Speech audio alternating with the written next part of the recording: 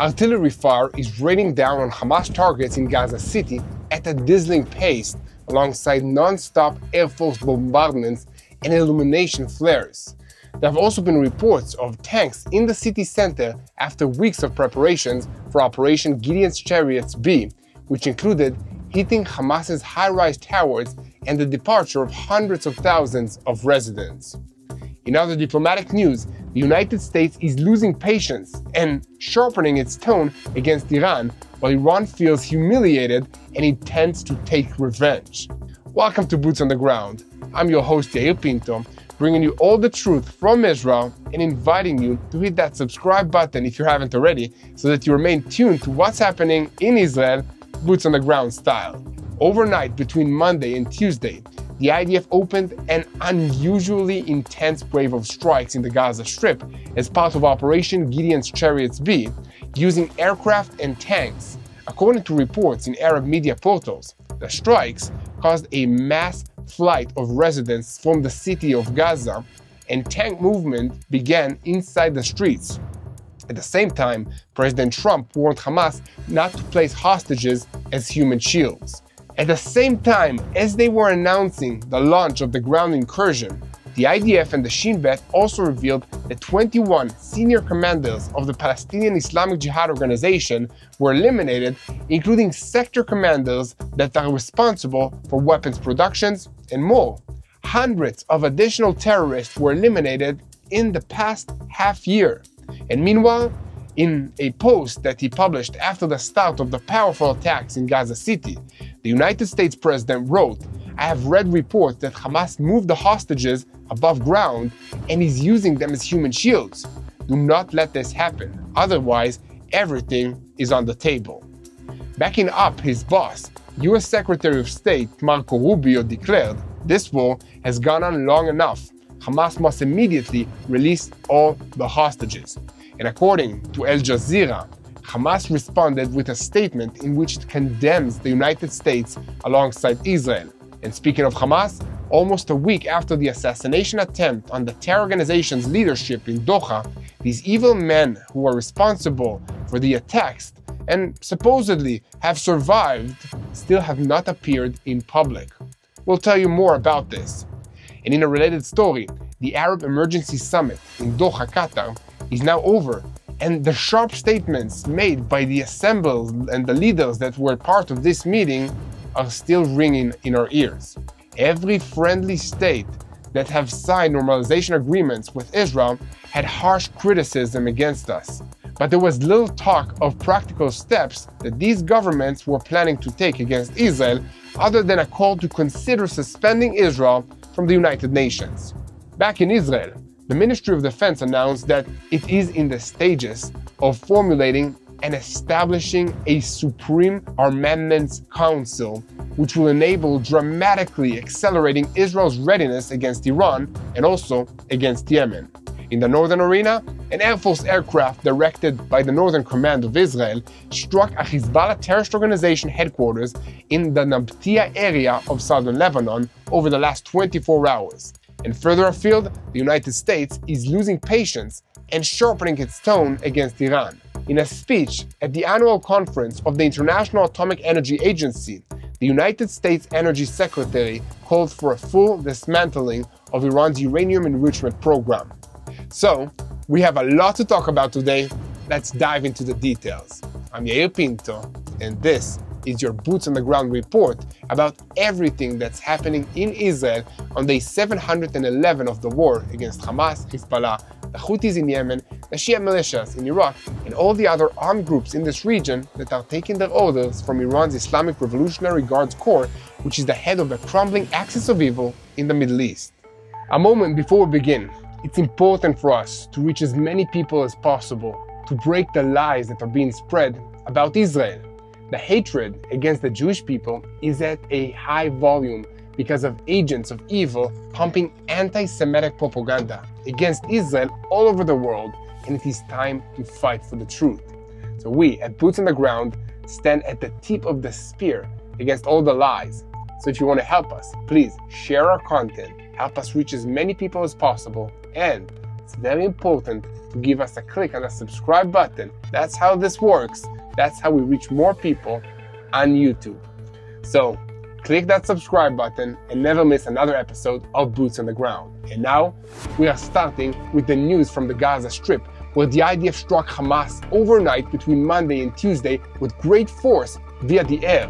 This is an unusually intense wave of strikes, and according to the Arab media portals, not only planes were used, but also attack helicopters and tanks. The echoes of the explosions were heard as far as central Israel. The IDF has completed preparations for carrying out the intensified ground maneuver in Gaza City, and the assessment is that about 340,000 residents have now left the city.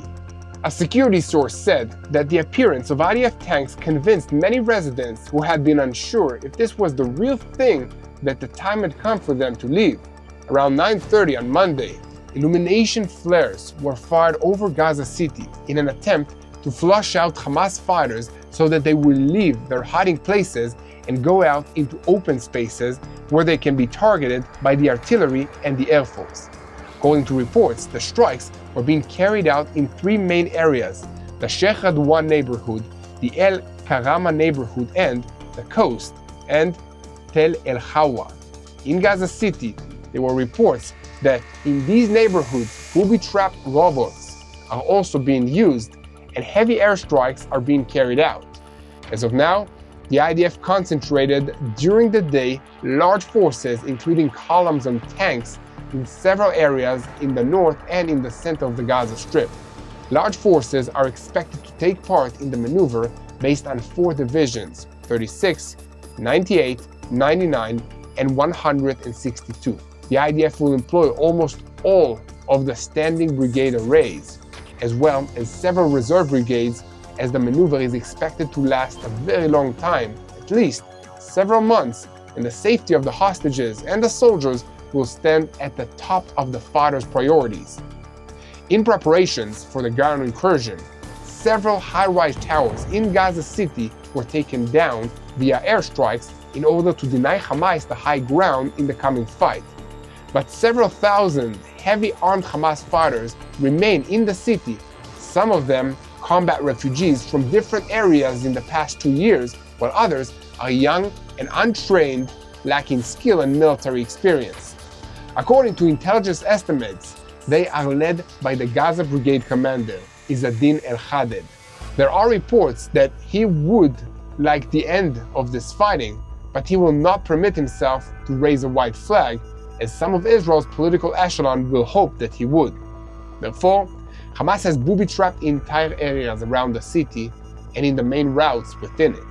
In parallel, Hamas plans to move forces throughout the underground infrastructure that is dug beneath the city, the tear tunnels, to move from place to place and try to harm the IDF forces by firing anti-tank missiles or attacking charges to the vehicles, the armored vehicles and others, as it did in Jabalia about a week ago, in the Khan Yunis also during Gideon Chariots #1. The IDF also understands that Hamas will try to achieve a tactical achievement that will lead to a strategic move through an attempt to abduct soldiers during the battles. This pattern has already been seen in previous battles in Khan Yunis and elsewhere in Gaza. The IDF has therefore sent drills and strict orders that soldiers are obligated to move in iron pairs everywhere, from performing a zig opening a room in combat to administrative a movement to bring food from one point to the other. Also, to keep the soldiers sharp, it was determined that each combat cycle will be time limited. And in related news, just before the start of the intensified ground maneuver in Gaza City, the Shin Bet and the IDF announced on Monday evening that in recent days they terminated 21 key militants in the Palestinian Islamic Jihad terrorist organization in Gaza. The IDF says that hundreds of militants in this organization have been eliminated as part of the activity against the terrorist organizations in the Gaza Strip over the past half year. Chief of Staff Eyal Zamir issued a statement on Monday at a ceremony to honor outstanding soldiers, saying, "We will continue to pursue and hunt Hamas operatives as an ongoing mission and as a calling so that future generations will know, I will pursue my enemies and overtake them, and I will not return until they are consumed. This is the conception. There is no containment. He also acknowledged the increased risk to the hostages in the coming days, saying, our moral duty is to return them to their homes and to avoid harming them. And here at TBN Israel, we will continue to bring you all the updates on the fighting in the Gaza Strip. So keep spreading the truth, share, and follow us. And most importantly, hit that subscribe button so that you never miss another episode of Boots on the Ground. And now, I want to take a moment and talk about something that isn't getting reported enough in the international media, and that's the struggle of the Israeli home front. This war is far from over, and for thousands of families in Israel, the struggle continues on a daily basis. Many of them are men and women who run small businesses, and they are still trying to recover what was lost amidst the chaos of war, as many had to shut their doors, cancel orders, and put life on hold while they or their loved ones served in the IDF reserve for many months. Others became internal refugees for months in Israel because their homes were under direct fire by terrorists, and they were away from their workshops and stores as well. Now, they're working to rebuild, but rebuilding takes more than just hope, it takes support. And that's where Arza comes in. Arza gives small Israeli businesses a platform by featuring their handmade products in subscription boxes sent around the world, from ceramics and olive wood to spices and soaps. Every item tells a story of someone trying to move forward in Israel. And every box that goes out brings income, dignity, and encouragement to people working hard to stand back up. So if you want to help and get a box from Israel right to your house, head over to www.arzabox.com/TBNIL and use the code TBNIL for an extra 10% off of your subscription. That's www.arzabox.com/TBNIL and use the coupon code TBNIL. This is a simple way to show up for the people of Israel right when it counts most. Now, we're getting back into the news and staying on the topic of Gaza City, as a few hours after the start of the IDF's powerful attacks in that location, United States President Donald Trump threatened Hamas by linking to reports about moving hostages above ground to be used as human shields against the strikes. In a post on his Truth social media network, Trump wrote, I have read reports that Hamas has moved the hostages above ground and is using them as human shields. I hope the leaders of Hamas know that what they are getting themselves into if they are doing that. This is a human horror. Do not let this happen, or else everything is open. Release all of the hostages now. Minutes after that post by Trump, Prime Minister Benjamin Netanyahu thanked him with a post saying, "Thank you, President Trump, for your solid support for Israel's war against Hamas and for the release of all of our hostages." However, Hamas also had something to say in response to President Trump's statement, saying he is biased towards the Israeli position and that he is, in general, being very unfair to Hamas. May I remind you that this is a terrorist organization speaking now, talking about fair and not fair. But I want to hear what you have to say about all of this, so let me know in the comments. Is President Trump being unfair to Hamas by telling them that they're out of order to use hostages that they kidnapped as human shields in their battle with the IDF? Really, let me know what you think. And make sure to give a click on the subscribe button in the meanwhile. Moving on to the diplomatic news. Leaders of Arab and regional states arrive in Qatar on Monday for the Arab Islamic Emergency Summit, a week after the Israeli strike to eliminate the Hamas senior leaders in Doha, Qatar. And during the summit, the state leaders harshly condemned Israel one after the other. And in the end, they called on all the countries of the world to reassess their relations with the Jewish state of Israel. The first speaker was host Qatar's Amir Tamim bin Hamad Al Thani, who received a big embrace following the strike both in the region and in the entire world. During his speech, he said, "The capital of my country was subjected to a treacherous Israeli strike aimed at a building where the families of Hamas leaders and their negotiating delegation resided. Our citizens were surprised, and the whole world was stunned by the aggression and by the cowardly terror." The Israeli war in Gaza has become a war of annihilation. Doha hosts delegations from Hamas and from Israel, and our mediation has brought about the release of Israeli hostages and Palestinian prisoners. Leaders that are present at the summit included heads of states that are members of the Arab League or the Organization of Islamic Cooperation, including, among others, Iran's President Masoud Pezeshkian, whose country itself struck the American El Ubaida base in Qatar last June in revenge for the strikes on the nuclear facilities. Also making an appearance at the summit was Saudi Crown Prince Mohammed bin Salman, King Abdullah II of Jordan, Egypt's President Abdel Fattah el-Sisi, Lebanon's President Joseph Aoun, Syria's President Abu Muhammad al-Julani, and Iraq's Prime Minister Muhammad Shihah el-Sudani, in addition to Turkish President Erdogan and Palestinian Authority Chairman Mahmoud Abbas, Abu Mazen. From the Emirates came Mansour bin Zayed, the Emirati Vice President. The President of Egypt said that the summit is taking place against the backdrop of serious challenges, and Israel seeks to turn the region into a place that can be attacked. The strike in Qatar is a serious violation of international law and creates a dangerous precedent. I warn that Israel's unrelenting behavior will escalate the conflict and undermine stability in this entire region. Israeli chaos and growing arrogance require us to work on principles that express our shared vision. Israel must understand that its security and sovereignty will not be achieved by force, but by respecting the law and the sovereignty of other states. Turkey's President Erdogan claimed that the growing Israeli aggression has become a danger that threatens our entire region. The aggression against Qatar has brought Israeli arrogance to a dangerous level. Netanyahu's government seeks to continue the massacre against the Palestinian people and drag the region into chaos. Israeli politicians repeat what is called Greater Israel and must be brought to their according to the international legal mechanisms, brought to justice. And amidst all of this fiery rhetoric, it is very important for United States Secretary Marco Rubio to make clear during his visit to Jerusalem on Monday that nothing has harmed the relations between Israel and the United States of America.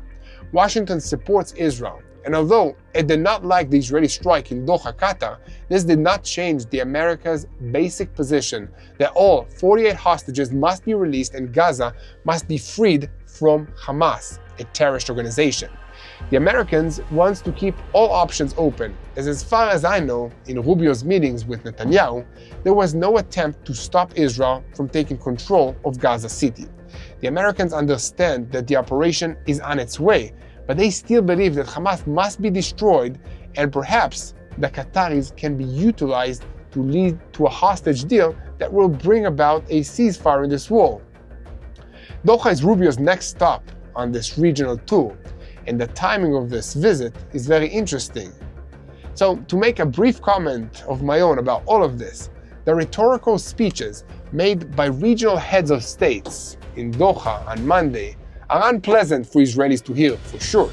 But the fact is that no one wants to quarrel with President Donald Trump of the United States, and there is a clear message from Rubio's visit to Jerusalem that America has Israel's back.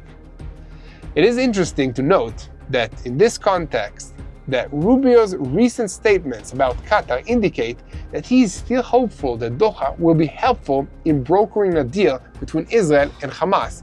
And there is also talk of finalizing a military partnership between Qatar and the United States on this trip. And furthermore, the prevailing assessment in the international community is that despite Qatari anger and the attempt to organize a broad international front against Israel, Doha continues to be committed to its role as a mediator and is still interested in conducting negotiations for a deal between Israel and Hamas. Think about it. During a joint press conference with Rubio, Netanyahu's messages were sharp. Israel is committed to the release of all the hostages and the defeat of Hamas. The action in Qatar cannot yet be called a failure, as we are still waiting for the final reports. And in any case, the Israeli message got through. There is no immunity for terrorists anywhere. And we have not yet seen any proof of life, any public appearance from the leadership of Hamas that were the targets of this attack. With all of that in mind, let's back up just a bit to Sunday night, when, in a discussion held by Netanyahu on the topics of the hostages and against the backdrop of the fighting in the Gaza Strip, Strategic Affairs Minister Ron Dermer assessed that the Hamas terrorist organization is still interested in negotiation and is expected to return to the diplomatic track. Dermer added that Qatar, for its part, seeks to continue serving as a mediator and does not intend to suspend itself from this role, since it is important for it for the international prestige being in this part, being the international mediator in this goal. On that note, it's important to remember that although Qatar is fuming with frustration, humiliation, and rage about being hit with military strikes for which is completely helpless to give a military response against Israel, its options are very limited. It had immense wealth, but little diplomatic standing, and that is, in general, in a weak position in the situation. So it cannot allow itself to withdraw from the mediator role precisely now when it holds the keys to the diplomatic track between Israel and Hamas in the Middle East. Abandoning the process will harm its relevance and lower the political capital that they still have over the years in this region and the world. Therefore, in the end, it will likely swallow the insult, maintain rhetorical prestige, and continue to hold the mediation portfolio. The assassination attempt in Doha exposed again the old new rules of the game.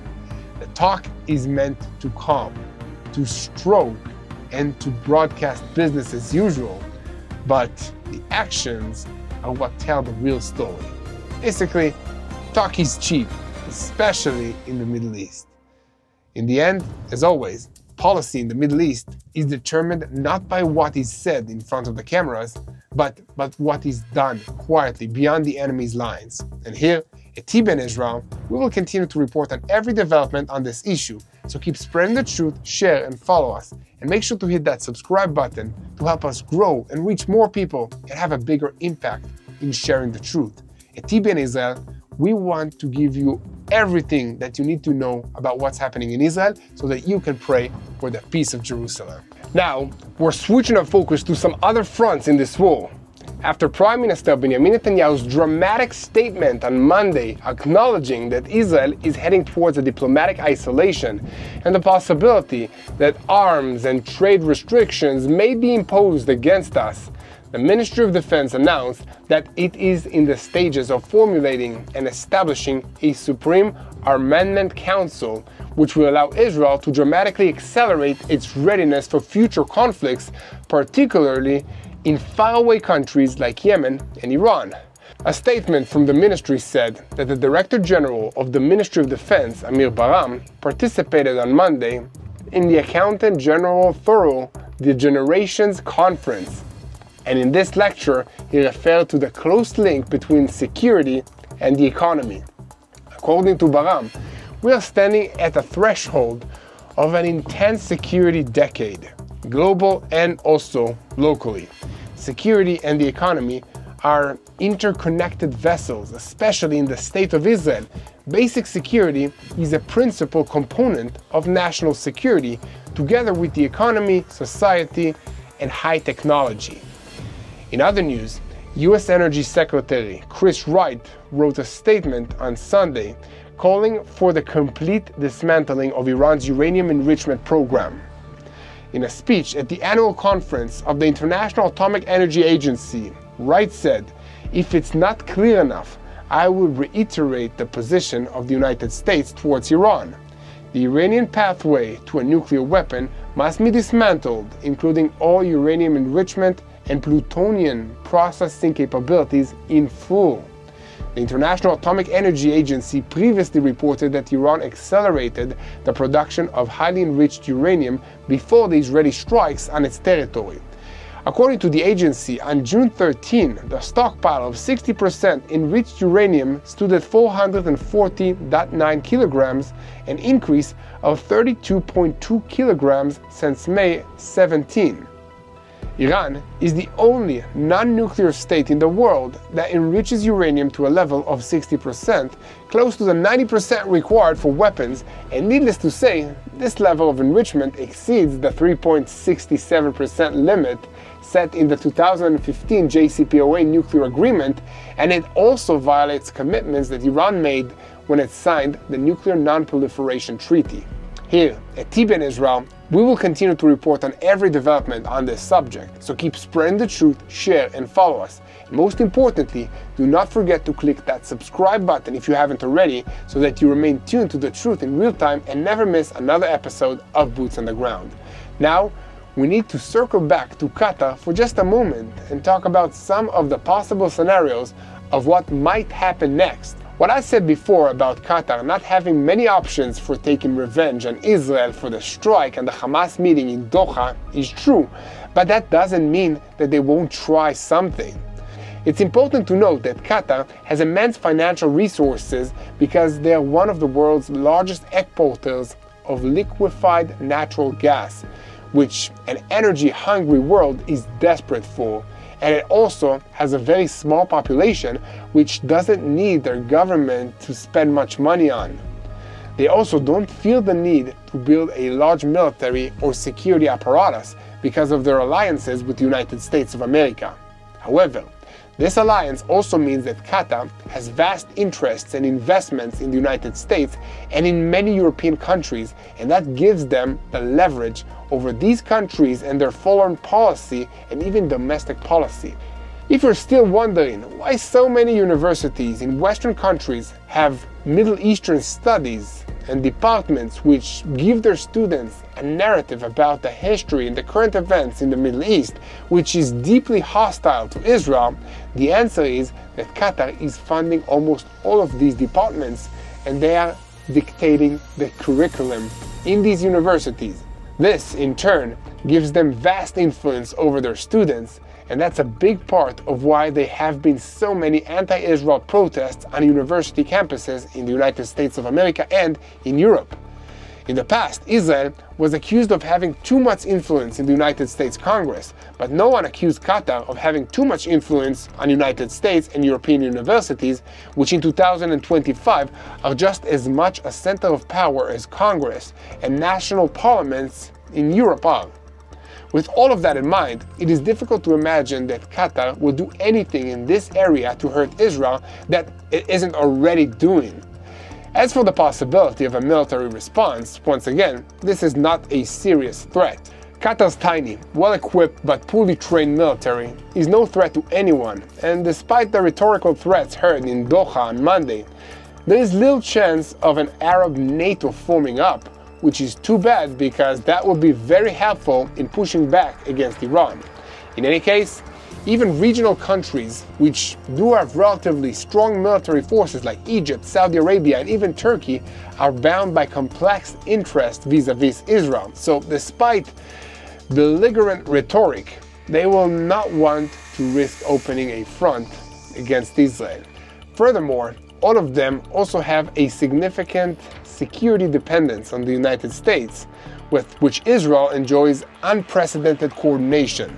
This is especially true of Qatar itself, which depends on an American security umbrella from its defense. Even if it receives American backing, it is hard to imagine that this would be authorization for more than a symbolic response, which could boomerang back at it in a particularly painful way. To this, it is worth adding the internal disputes and lack of cohesion in the Arab League. Qatar itself experienced a boycott in recent years by Gulf states over its subversion against their regimes and support for the Muslim Brotherhoods. These countries haven't forgotten that, and they are likely happy to see Qatar humiliated, even if they have to pay lip service to the Arab public. Therefore, in Qatar's arsenal, there are mainly diplomatic and media tools which it can use against Israel in the court of international public opinion, as well as business and diplomatic circles. As military response isn't a serious option for them, and even if they contemplate one, they won't receive backing from Washington or anybody else in this region. However, it is too early to say that this is over, despite the rhetorical sound and fury adding up to nothing which characterized Monday's summit in Doha, Qatar. However, there is another aspect of all of this which cannot be ignored. On Monday, Prime Minister Benjamin Netanyahu made remarks which seemed to acknowledge that although Israel will continue to be a free market economy, there might soon need to be what he called autocratic features. As he said, in order to survive, we will have to ensure the ability to produce ourselves what is necessary for national security and especially arms industries. We are Athens and Sparta, and perhaps Super Sparta. We have no choice. One cannot dismiss the Prime Minister's words. In the past 2 years, things have been happening day after day that proves his point. International airlines have announced that they will no longer land in Israel. Fewer tourists are coming than ever before. Artists, athletes, scholars, and others are joining the BDS campaign and refusing to interact with their Israeli colleagues. The port of Eilat in the south of Israel has not had a ship come in for almost 2 years, and the hotels are empty except for Israelis. Therefore, the need to produce Israel's defensive military equipment domestically in the land of Israel to ensure long-term security is obvious, but I would add that it's impossible to be completely isolated, and in order to do that, Israel will need also to create more food and other industries locally, but I hope that we will not reach that stage. In general, I trust in God because He has all the cards in this situation. However, Israel's military industry and its capability has indeed impressed the whole world in this war, especially the air defensive systems, which performed so well in intercepting most of the ballistic missiles that Iran fired at us during the 12-day war in June. Many European countries are buying Israeli radar, drones, interceptors, and everything else that we produce. The heads of the defense industries clarified in the recent meetings with the Prime Minister that although the sequence of orders is large and there is work for 4 to 5 years ahead, the discourse on the street in Europe, in Australia, and also in the United States is leading decision makers abroad to take interest into Israeli products. They want to purchase more, but they are hesitant and asked to postpone until things in Gaza and the region will calm down and cool off. From this, you might think that Israel can produce all the equipment that the IDF will ever need, but the truth is that around 70% of Israel's military production is exported, while 30% is sold to the IDF, and even that is not all that the IDF needs. A lot of things that the IDF needs are still imported from other countries, especially the United States and also Germany. And amongst the products that are purchased are aircrafts including fighter jets, submarines, and ships, alongside advanced weapon systems, as well as the components for the arms industry. The reality is that in the case of international isolation, Israel will not only struggle to purchase weapons and various products, but will also struggle to sell weapon systems, which will harm Israel's ability to finance the IDF and the defensive establishment's armament in terms of the ratio of exports versus consumption. On top of all of this, there is the fact that Europe is steadily changing, with Muslim populations growing and becoming more politically active. This is also likely to lead to the growth of the BDS movement against Israel in Europe, which is already causing many problems for exporters, including defense companies. Just this week, Spain cancelled a large order of long-range missiles from Israeli companies, as this might be just the beginning of a larger trend that we're seeing. But on the other hand, NATO countries are in the midst of a large military buildup in the face of ongoing war in Ukraine, as well as other challenges. Everyone knows Israeli weapons work, and And so this is a powerful incentive for NATO countries to continue and buy them. In any case, it is time to pray for this situation because it gets too complicated to understand. Let's unite in prayer, but let's make it personal. Let's pick one leader. I'll pick Netanyahu, you can pick your leader. Let's pray for wisdom for this leader to make the right decisions in this situation. Let's pray for the IDF soldiers. Let's pray for the hostages to be released, to be discovered and released alive back home to Israel. Let's unite in prayer for all the innocent lives that are affected by this conflict. Yes, also the people in Gaza, the people in Lebanon, the people in Syria, the people in Yemen, the people of Iran, and of course, the people of Israel. Let's keep praying for the peace of Jerusalem.